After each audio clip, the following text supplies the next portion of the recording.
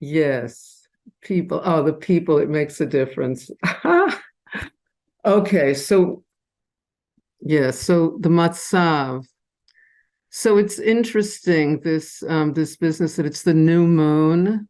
We can say Chodesh Tov, good Chodesh.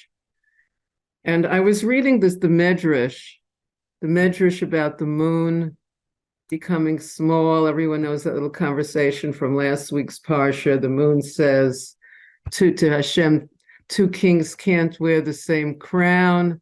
And Hashem says, "You're right, make yourself small." And that's where all the suffering in creation is at that moment. I mean, the moon is upset, because moon says, I say something true and then I have to diminish myself. That doesn't seem right. And there's a whole argument. Hashem tries to like cheer up the moon. Look, I'm giving you all these stars and how many great people were small, and nothing seems to work. And then there's like Moshe, Hashem has this conversation with Moshe, and Hashem won't tell Moshe how suffering looks like from Hashem's perspective, because Hashem wants Moshe to daven to the end of suffering. If we understood suffering from Hashem's perspective, we wouldn't daven so hard. We have to daven very hard.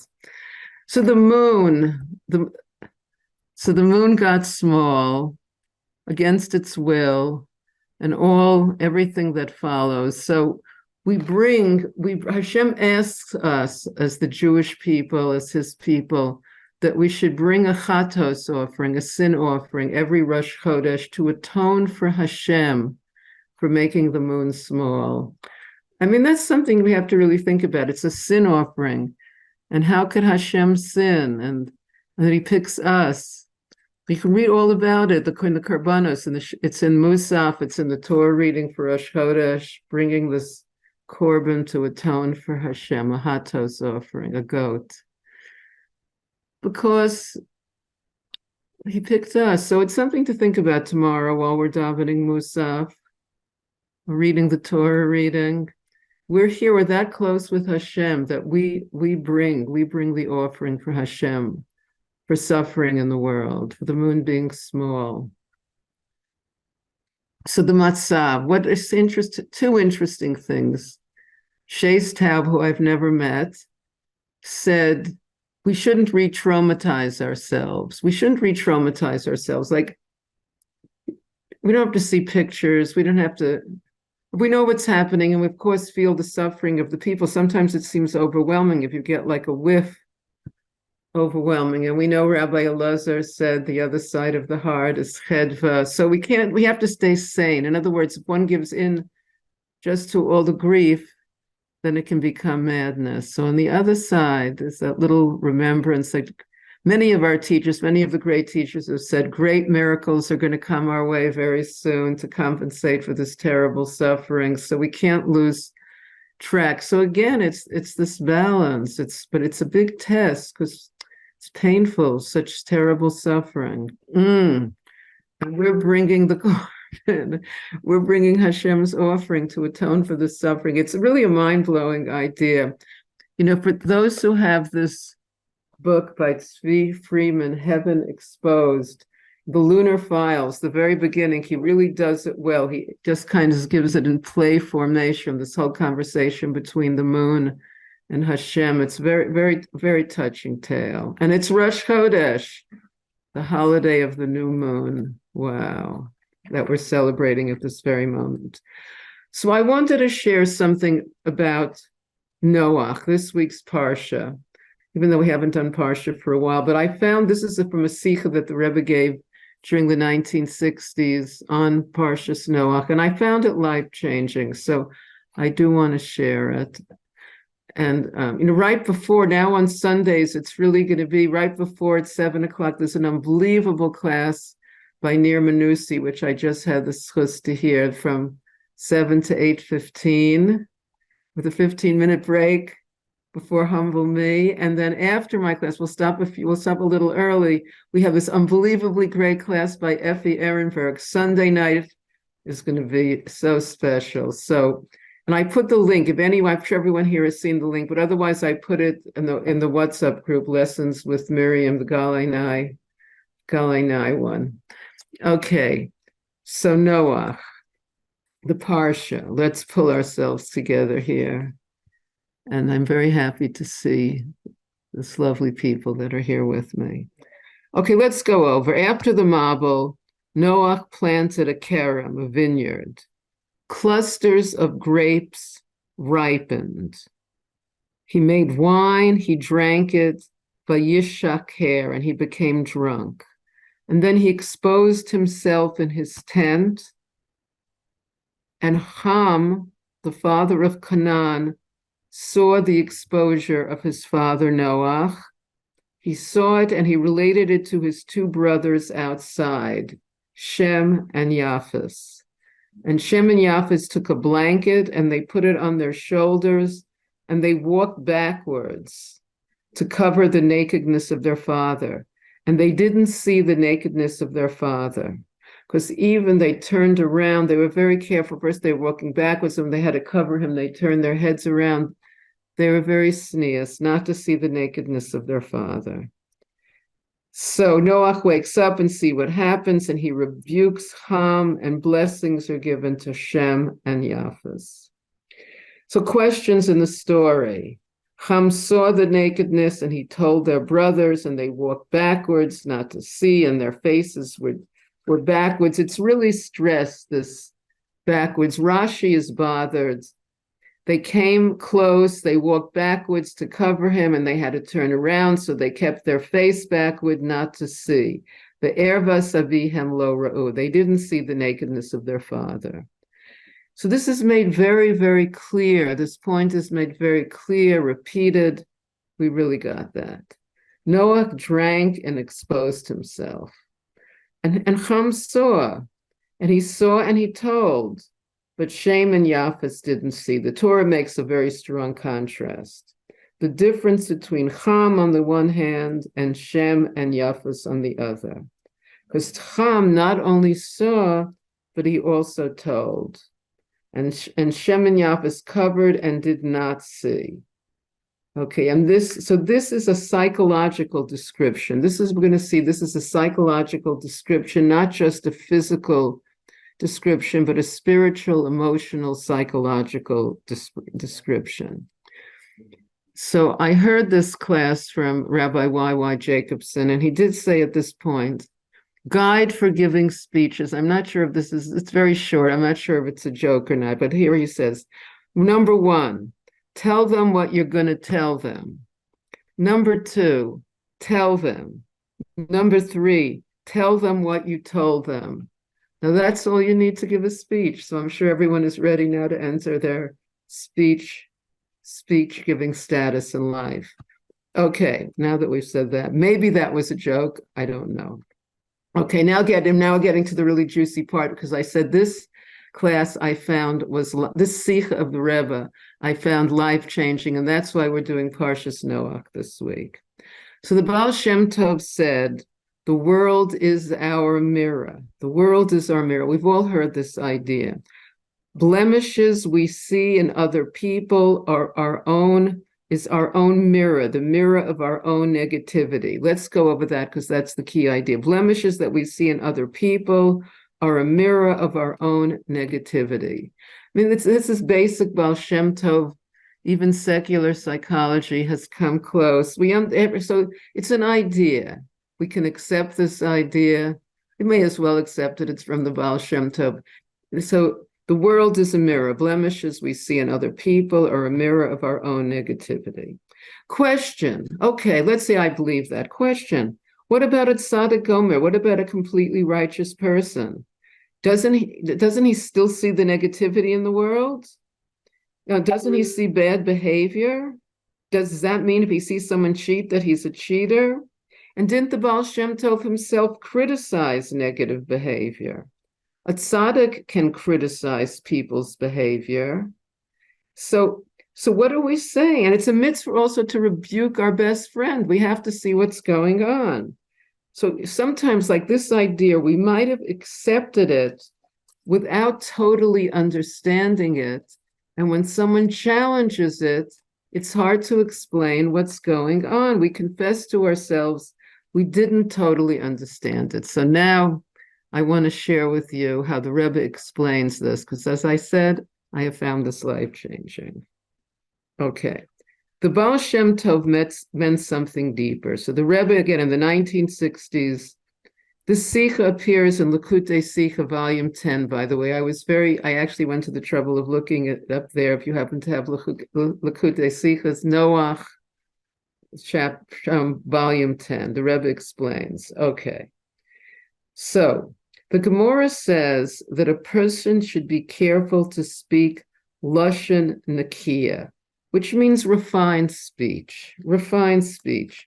When Noah, and the example that's given, when Noah takes in the animals into the teva, into the ark, it says animals that are tahara, pure, and animals that are enenu tahara, that are not pure.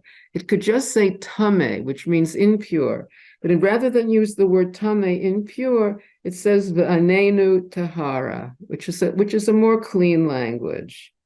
Now, there's a difference between a story, which the story of Noach is, and halacha. In halacha, we need to be clear and concise. So tameh is used in halacha, but in a story, lashon nakiya, a clean language. Okay. So back to seeing evil in people. People can see the identical facts and respond differently. Talking about just dry facts, what it does to them is different. Like, in other words, we can be triggered by different things in people that other people, they barely notice it, but somehow we're triggered by these things. I'm sure everyone can somehow find some person in life that may, at some point, something about their vibration, their words, their presence can trigger us. Okay, here's the example that Rabbi YY gives. We observe a person is a liar constantly. How should one respond? One person has an emotional response. What a dirty, disgusting liar. I'm always honest. And he tells his wife and he tells his friends that person is a horrible, horrible liar. Okay, that's one response. That emotional response means the person has this quality, the person who's triggering him. This is how Hashem shows him. It might be in a more refined way, but he definitely has a problem about lying. This is the only way Hashem can show us how we need to grow. And sometimes it's very painful. Like there was some girl bothering me, and I felt she was like 12 years old emotionally. And we have to admit someone, 12 years old emotionally. And then when I looked within, I found my inner 12-year-old. Sometimes it can be painful, this idea. And it's very funny because in other people, it's easy to see. Like if my husband speaks negatively about someone, I have no trouble seeing that quality in him. It's just obvious. Baal Shem Tov, no problem, really easy for me. I'm laughing, but it was when someone's triggering me, it can be painful to look in and see this is the quality. It can be more refined, but it's something that I have to tikkun. It's something that I have to fix, and this is Hashem's only way to show it to me. Okay. Now, how does the tzaddik react? We didn't get up to how the tzaddik reacts. The tzaddik says, what does the Torah say I should do in this situation? What is the halacha? Should I confront this person? Should I let it go? So what does the Torah say I should do in this situation is very different from a whole emotional reaction. That person is cheap, that person's a liar, that person is whatever it is. We understand the difference between these two. And this is really what I felt I found life-changing, because it was a big thing for me to accept that the negative qualities I see in other people, I have to look within. I mean, it's painful. It's painful to confront that inner 12-year-old and her emotional ups and downs, or whatever it is. But this is the lesson that the Rebbe is trying to give over to us in this Sikha on Parshas Noach, that there's two choices. Either the person is a mirror, or we're asking, what does the Torah say to do about this situation? Those are the two options to tricky situations, disturbing situations. Okay, so what else? Let's talk a little bit more about Noach. So Noach wanted to fix the Eitz Hadas. He wanted to tikkun the Eitz Hadas. One of the opinions is that the Eitz Hadas was a grape, was wine. That's one of the opinions. Some people say it was an esrog, a fig. No one says it was an apple. That was misleading. But let's say it's wine. Noach felt it was wine. The Eitz Hadas led to self-consciousness. It's about me. It's about me. It's about my experience. It's about me and my experience. That's self-consciousness. The Eitz Hadas led to that. Noach wanted to tikkun that. He wanted to fix it. So he felt he could drink wine. He could drink wine and have a fabringen, and we'll talk together. We'll work out issues. He felt, I'll drink what Adam and Chava drank. I'm going to do it differently. I'm going to do it differently. And because with drinking lots of wine, someone can lose self-consciousness. Noach wanted to kill self-consciousness. He felt this was the way to do it. I mean, there's also an opinion we should give, that after the Mabul, the physical atoms of the earth change. So wine that wasn't so strong before the Mabul became super, super strong after the Mabul, and Noach didn't know that. That's one opinion. But in the direction we're looking here is that he wanted to he was looking for a way to transcend self-consciousness because he thought that was the way to tikkun the Eitz Hadas, to tikkun Adam and Chava. But it didn't work out. He got drunk in a way that wasn't a good way. And then the whole story follows, as we spoke about, with his 3 sons. But looking for a loss of self, that's the drinking on Simchas Torah, to kiss and hug the Torah, to not be afraid of being self-conscious, to be mushy, to transcend self-consciousness and kissing the Torah, to go beyond wanting the experience, to actually just being, which is this idea, the 4 sages who entered the Pardes, who entered the orchard. 3 had sorry ends. We know that Ben Azai went insane. Ben Zoma died.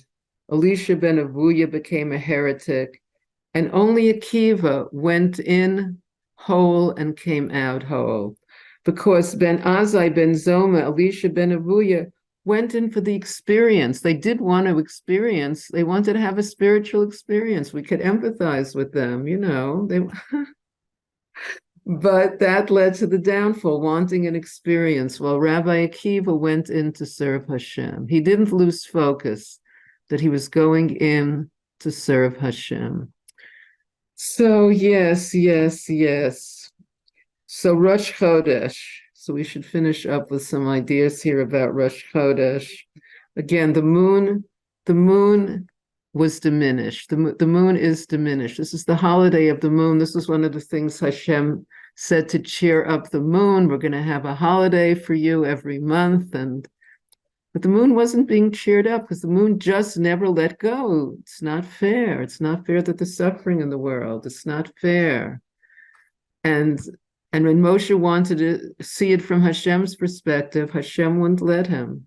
Because we have to daven that there shouldn't be suffering. We can't understand the suffering from Hashem's perspective. We have to understand suffering from our perspective so that we get all of our old friends to light Shabbos candles, put on tefillin, and do acts of goodness and kindness, because we have to, oops, 1 second, let me expand there. Participants. Okay, sorry about that. Little technological problem. Okay, so the moon diminished is really where we're finding ourselves now. And then again, as I spoke about in the beginning, the responsibility of bringing this korban for Hashem to atone. I mean, it's just an absolutely it's a mind-boggling idea when you think about it, that Hashem chose us, the Jewish people. We have a piece of his essence within us, and that we're bringing a korban to atone for Hashem bringing suffering to the world. We're bringing that korban. We're bringing the goat. We have the goat here. We're holding on to the goat, and we're bringing a sacrifice, a chatos, a sin offering.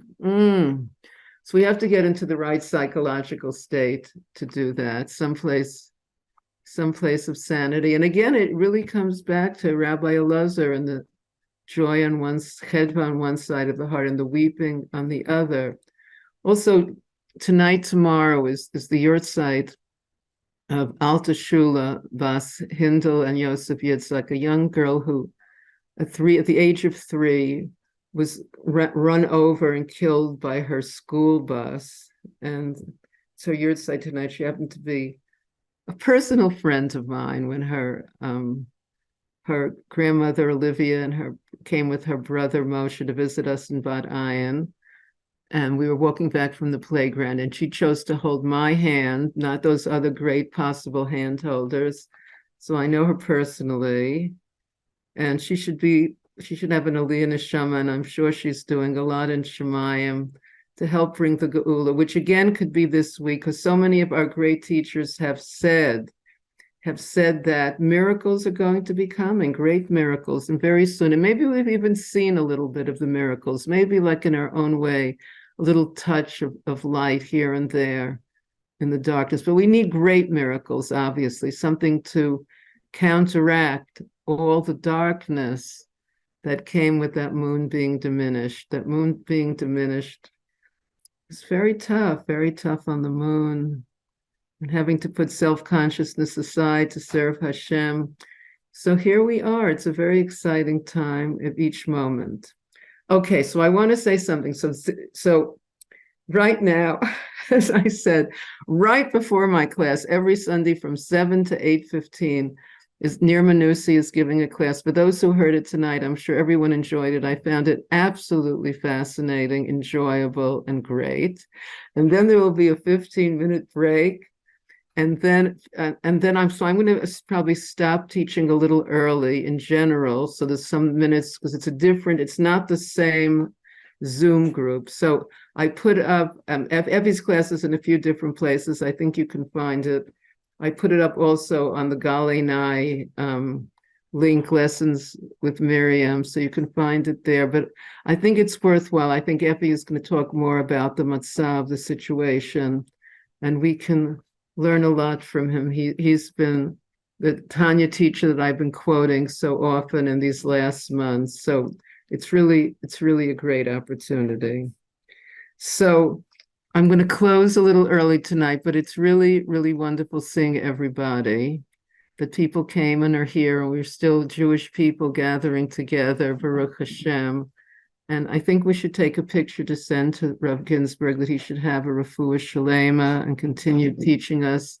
And both Effie and Nir are both very close students of the Rav. So it's all really coming from Rav Yitzhak. All of these teachings and everything we hear is really, so we want him to be well, we want him to be strong. So and we have a nice group of 20 people here tonight. So can everyone come on? Put on, don't be shy, Rachel, Diane, Ilana, yes, with that get well, those great get well smiles. All right. 1, 2, 3. Great. All right. Thank you so much, really. And maybe we'll see you in the next Zoom class in 15 minutes. Thank you all. So good to see you. Have a good month and a good week. We should have miracles in every pot. Shalom, shalom. Kol tov.